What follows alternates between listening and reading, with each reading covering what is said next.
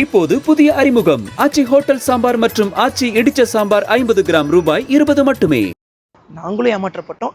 அதே மாதிரி நாங்களும் ஒரு விளையாட்டா செஞ்சோம். இது ஏமாற்றுதல் கிடையாது, இது ஒரு விளையாட்டுத்தனமா நாங்க செஞ்சிட்டோம்.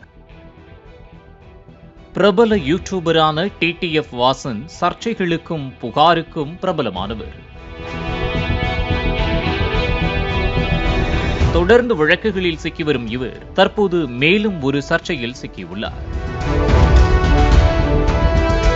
திருப்பதியில் ஏழுமலையானை தரிசிக்க பக்தர்கள் பக்தியோடு வரிசையில் காத்திருந்த போது சர்ச்சை ஸ்டார் டிடிஎஃப் வாசனும் அவருடைய ஒளிப்பதிவாளர் அசீஸ் இருவரும் கதவை திறப்பது போல சென்று அனைவரையும் ஏமாற்றிவிட்டு ஓடி சென்றுள்ளனர். அது ஆக்சுவலி பிராங்க் கிடையாது, நாங்க ரீக்ரியேட் பண்ணோம்.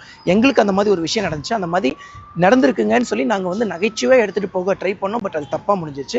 இந்த செயல் பக்தர்கள் அனைவரையும் கோபமடைய செய்துள்ளது. மேலும் இதனை வீடியோவாக எடுத்து டிடிஎஃப் வாசன் தனது இன்ஸ்டாகிராம் பக்கத்தில் பதிவேற்றம் செய்துள்ளார். இந்த வீடியோ இன்ஸ்டாகிராமில் பல லட்சம் பார்வையாளர்களை கடந்துள்ளது. அந்த ஃபுல் வீடியோவை பார்க்கும்போது யாருக்கும் எந்த தப்பும் நினைக்க மாட்டாங்க.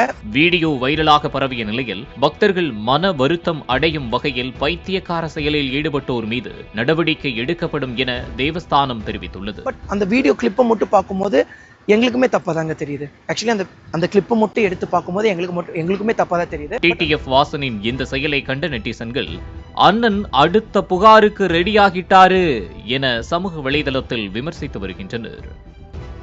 இப்போது புதிய அறிமுகம் ஆச்சி ஹோட்டல் சாம்பார் மற்றும் ஆச்சி இடிச்ச சாம்பார் 50 கிராம் ரூபாய் 20 மட்டுமே.